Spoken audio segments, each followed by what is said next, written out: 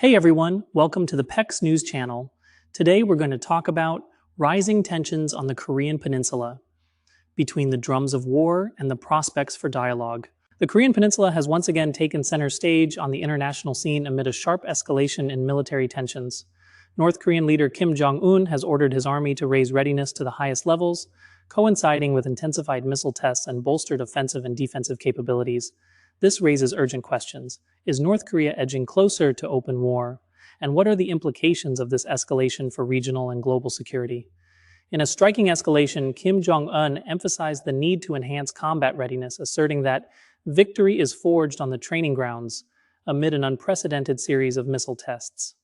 These included the launch of a ballistic missile in May 2025 toward the Sea of Japan, as well as a test of a MiG-29 fighter jet equipped with air-to-air missiles similar to China's PL-15. In a display of its growing military power, Pyongyang unveiled its advanced indigenous tank, the Chonma-2, along with its first domestically built naval destroyer at the port of Nampo.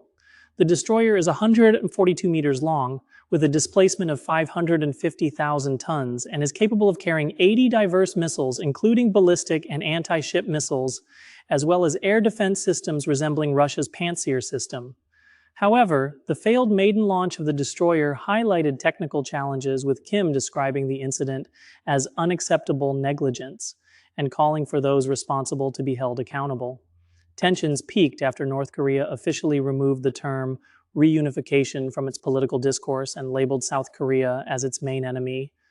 Pyongyang also ramped up military activity in the Demilitarized Zone, DMZ, planting mines and blowing up roads and railway lines that once connected the two Koreas. The DMZ, just 50 kilometers from South Korea's capital Seoul, is among the most fortified areas in the world, hosting approximately 12,000 artillery pieces. A 2020 study by the RAND Corporation warned that a single minute of intense artillery shelling could result in 15,000 deaths in Seoul, with the toll possibly exceeding 100,000 if the bombardment continued for an hour. On the other hand, South Korea relies on its air superiority backed by direct U.S. support, which enables it to target strategic sites in the north. However, North Korea's missile arsenal, which includes long-range missiles such as the Hwasong-14 and Hwasong-15, remains a real threat, extending as far as Japan and even the U.S. mainland. Meanwhile, intelligence reports from Seoul indicate a growing alliance between Pyongyang and Moscow. North Korea is believed to have sent around 15,000 troops to support Russian forces in Ukraine, along with millions of shells and thousands of military containers. In return, Moscow is likely providing technical support for North Korea's nuclear and missile programs. On the other side, the United States is intensifying its military presence in the region, with over 30,000 troops stationed in South Korea and nearby islands. It is also reinforcing naval fleets and conducting joint military exercises with Seoul and Tokyo, moves Pyongyang views as blatant provocations of war. With South Korea's presidential elections approaching in June 2025, the leader of the Liberal Democratic Party emerges as a key candidate advocating for easing tensions and reopening dialogue channels with North Korea. In the U.S., President Donald Trump has reiterated calls to resume negotiations with Pyongyang. In early 2025, he reportedly drafted a personal letter to Kim Jong Un in a bid to restart the diplomatic engagement they began during their 3 summits between 2018 and 2019. However, North Korean diplomats based at the UN headquarters in New York flatly refused to accept the letter, according to a high-level source quoted by NK News. Despite multiple attempts to deliver the letter in person, the outreach was rebuffed. A senior U.S. official, speaking anonymously, noted that the rejection was unsurprising, citing North Korea's prolonged lack of response to Washington's overtures.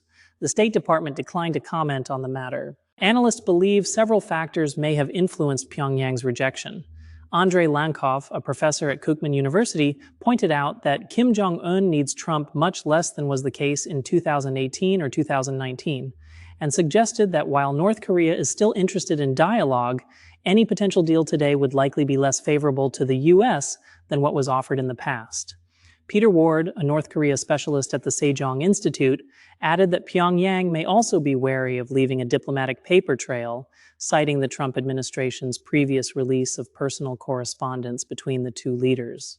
Former DPRK diplomat Ryu Hyun-woo also noted that prior negotiations failed to deliver key North Korean objectives such as sanctions relief. Kim will not move until he knows what President Trump can give, he said, emphasizing Pyongyang's strategic patience as it focuses on its relationship with Moscow.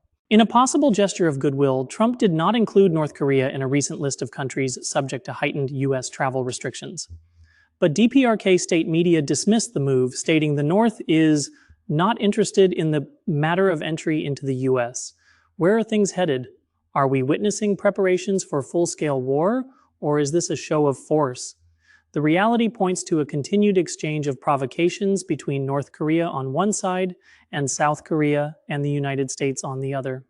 Despite the escalation, war does not appear to be a favored option for any party. Pyongyang is likely aiming for deterrence and a demonstration of power rather than initiating all-out war. Conclusion: the Korean Peninsula today stands at a crossroads. It could either slide into an unpredictable military confrontation or choose the path of dialogue and diplomacy.